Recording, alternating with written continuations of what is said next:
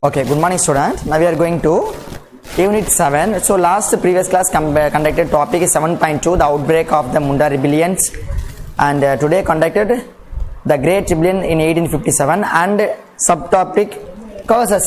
So causes na வந்து பாத்தீங்கன்னா 1857 நடைபெற்ற புரட்சியினுடைய காரணங்கள். அதுல annexation policy of the British India. So காரணங்கள்ல ஆங்கில இந்தியாவினுடைய இணைப்பு கொள்கைகள்.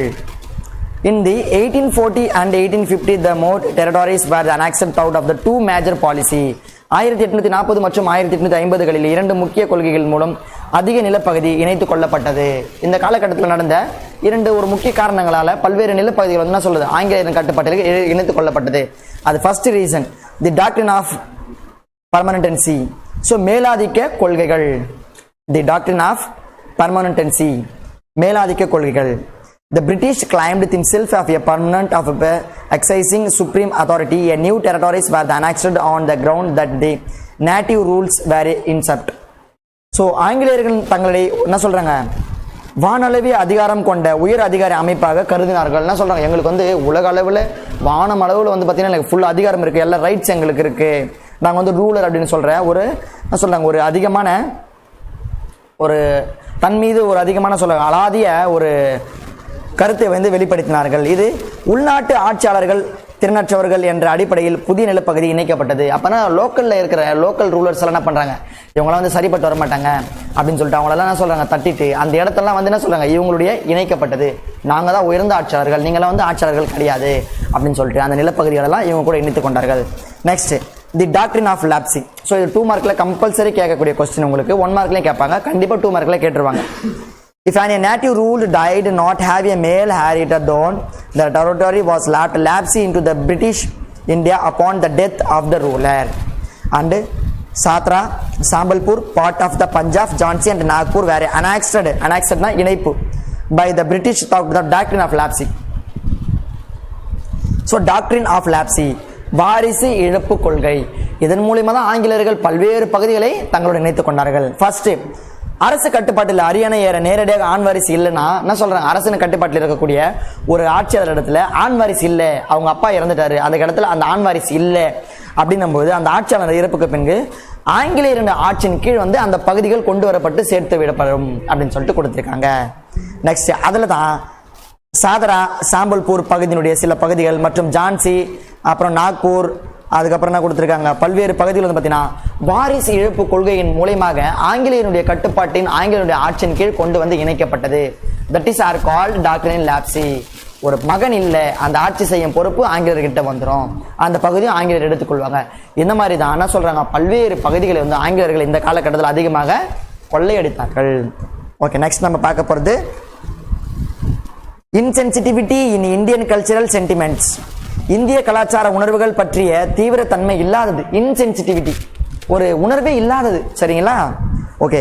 1806 the Sepoy at the Vellore mutiny against the new dress code which prohibited Indian from the wearing religious mark of their forehead and the having whiskers of their chain while processing of the place tied the turbans with the round hat. It was the forced that their dress code was there a part of their effort for the converted soldier to the Christianity. என்ன கொடுத்திருக்காங்க, so இந்த இந்திய கலாச்சார உணர்வுகள் பற்றிய ஒரு தீவிர தன்மை ஒரு இல்லாத ஒரு உணர்வு வந்து பார்த்தீங்கன்னா 1806ஆம் ஆண்டில் வேலூரில் சிப்பாய்கள் சமய குறியீடுகளை நெற்றியில் அணிவதற்கும் தாடி பியர்ட், சரியா, தாடி வைத்துக் கொள்வதற்கும் தடை விதிக்கப்பட்டதோடு தலைப்பாய்களை, அதாவது அவங்களுக்கு தலைப்பாய்கள் வந்து பார்த்தீங்கன்னா பதிலான வட்ட வடிவிலான தொப்பிகளை அணியுமாறு வந்து என்ன சொல்றாங்க, பணிக்கப்பட்டார்கள், அவங்களை வற்புறுத்தப்பட்டார்கள். மேலும் வந்து பார்த்தீங்கன்னா இதனை எதிர்த்து அவர்கள் கிளர்ச்சி செய்தார்கள். இத்தகைய ஆடை கட்டுப்பாடுகள் சிப்பாய்கள் கிறிஸ்துவ மதத்துக்கு மாறாக செய்வதற்கான ஒரு முயற்சியாக அவர்கள் எஞ்சினார்கள். என்ன சொல்றாங்க, இந்த மாதிரி ஆடைகள் எல்லாம் நாங்க போடுறதுனால நாங்க வந்து என்ன சொல்றாங்க, இட்ஸ் எ பிகேம் என்ன சொல்றாங்க, கிறிஸ்டியன் ரிலிஜனுக்கு நாங்க மாறுறோம் அப்படின்ற ஒரு உணர்வை வந்து அவங்களுக்கு ஏற்படுத்தியது அப்படின்னு சொல்லிட்டு சொல்லியிருக்காங்க.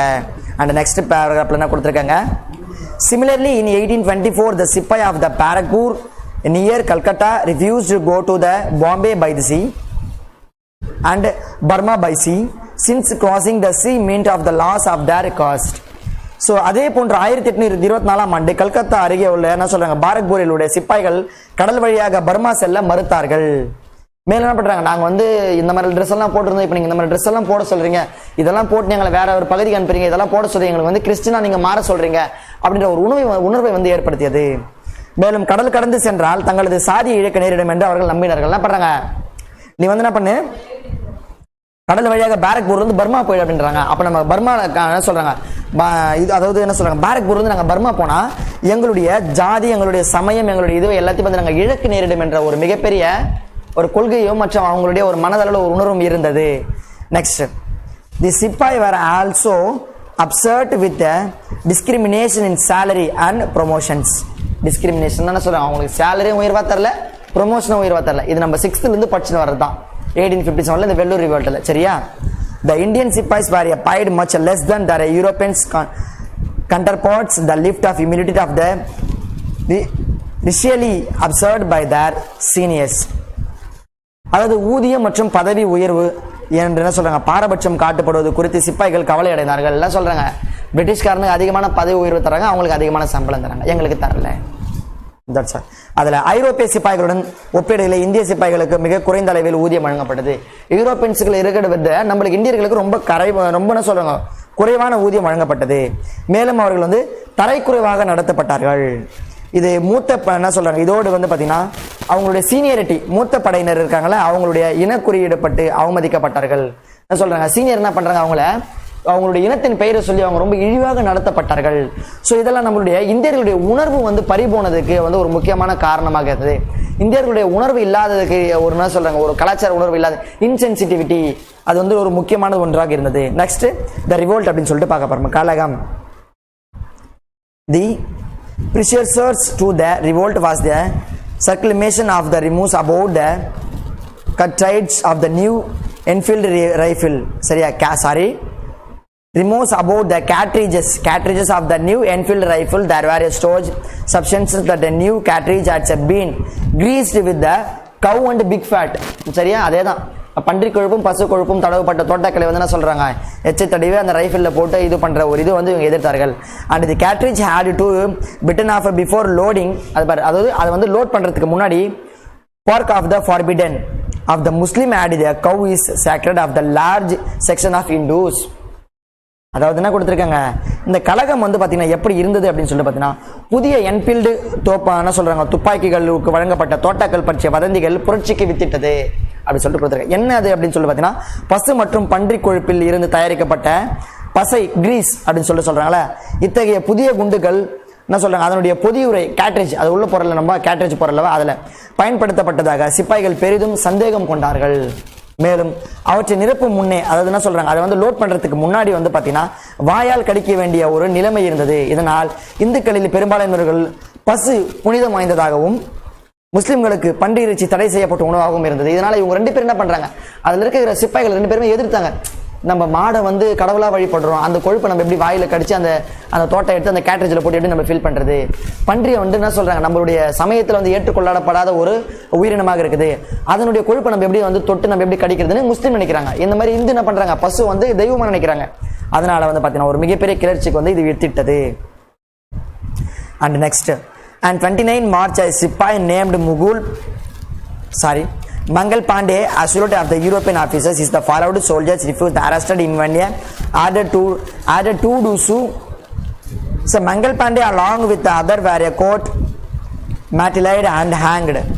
Thus only fueled the anger, and in the following days there were increasing incident of disobedience, burying and arson were reported from the army cantonment of Ambala, Lucknow and Meerut.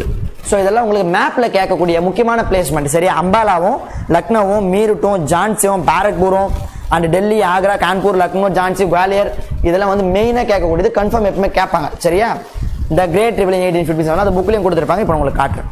சரிங்களா, ஓகே. இந்த பேர் தான் கொடுத்துருக்காங்க. மார்ச் 29 வந்து பார்த்தீங்கன்னா மங்கள் பாண்டே என்ற பெயர் கொண்ட சிப்பாய் தனது ஐரோப்பிய அதிகாரியை தாக்கினார்.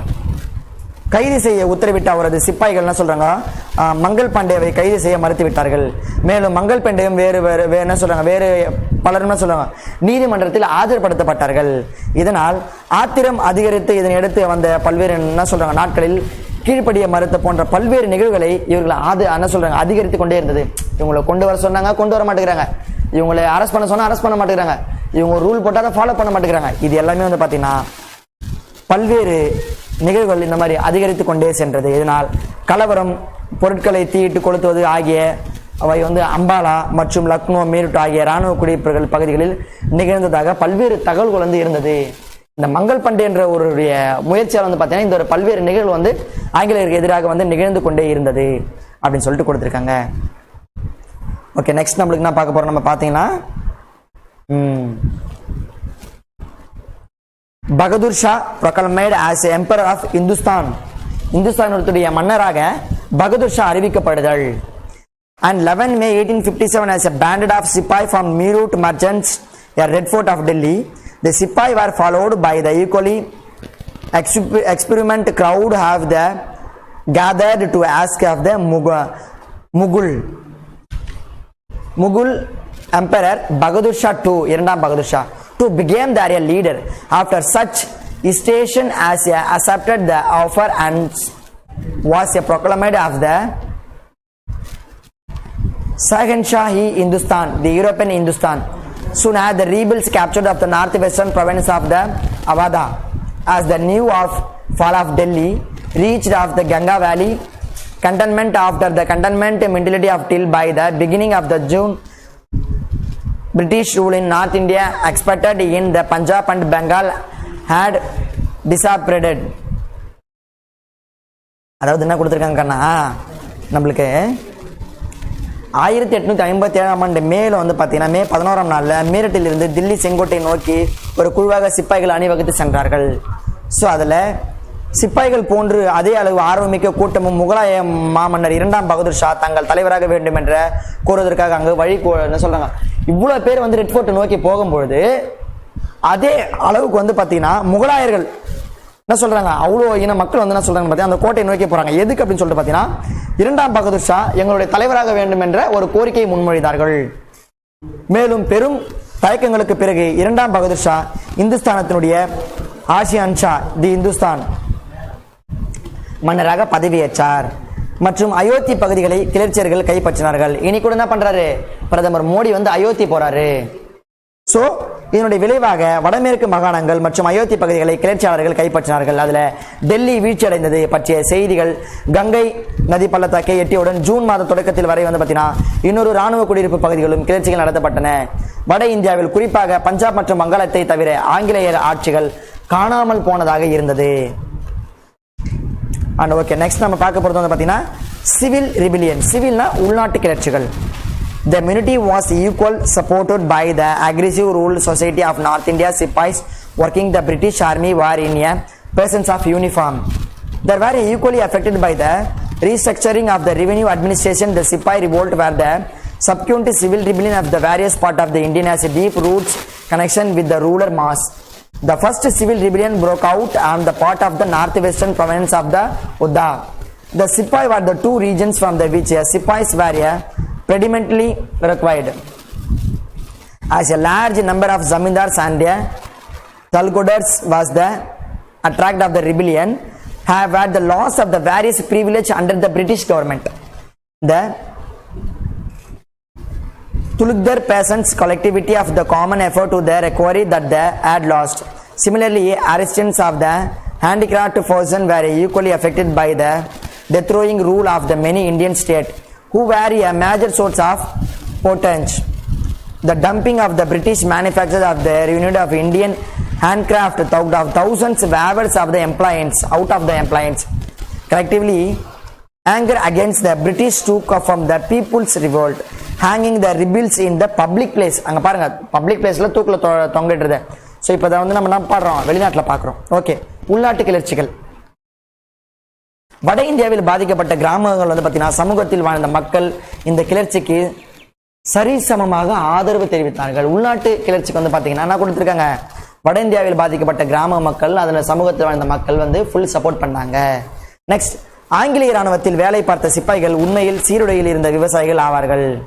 என்ன கொடுத்துருக்காங்க, அந்த ஆங்கிலேய ஆட்சியில் வேலை பார்த்த சிப்பாய்கள் உண்மையிலே வந்து பார்த்தீங்கன்னா சீருடையில் இருந்த விவசாயிகள் ஆவார்கள். சீருடையில் வந்து பார்த்தீங்கன்னா ஒரு விவசாயம் வந்து என்ன பண்ணா ப்ரௌட், நான் ஒரு விவசாயின்றதை வந்து பார்த்தீங்கன்னா ரொம்ப முன்மொழிதான். இதில் வருவாய் நிர்வாகம் மறுசீரமைப்பு செய்யப்பட்டதில் அவர்கள் சமமான பாதிப்புகளை அடைந்தார்கள். மேலும் சிப்பாய் கழகம் இதனை அடுத்து இந்தியாவின் பல பகுதிகளில் உள்நாட்டு கிளர்ச்சியும் ஊரக பகுதிகளும் இணைப்பு கொண்டு வருவதாக பல்வேறு இடத்தில் வந்து நடைபெற்றது. மேலும் வடமேற்கு மாகாணங்களில் அதிலும் அயோத்தி பகுதிகளில் இந்த முதலாவது உள்நாட்டு கிளர்ச்சி வெடித்தது. இந்த 2 பகுதிகளில் இருந்து தான் சிப்பாய்கள் முக்கியமாக பணியில் வந்து சேர்க்கப்பட்டார்கள். மேலும் தாலுக்தார்கள் ஆங்கிலேயர்களுடைய அரசின் கீழ் பல சலுகைகள் இருந்த மாகாணத்தில் கிளர்ச்சிகள் நோக்கி ஈர்க்கப்பட்டார்கள். மேலும் தாலுக்தார் விவசாய கூட்டணி என்பது தங்கள் இழந்த மீட்கும் ஒரு பொது முயற்சியாக கருதப்பட்டது. மேலும் அதே போன்று பல இந்திய மாநிலங்களில் ஆட்சியாளர்கள் என்ன பண்றாங்க, பட்டத்தை துறக்க நேரிட்டதால் அவர்கள்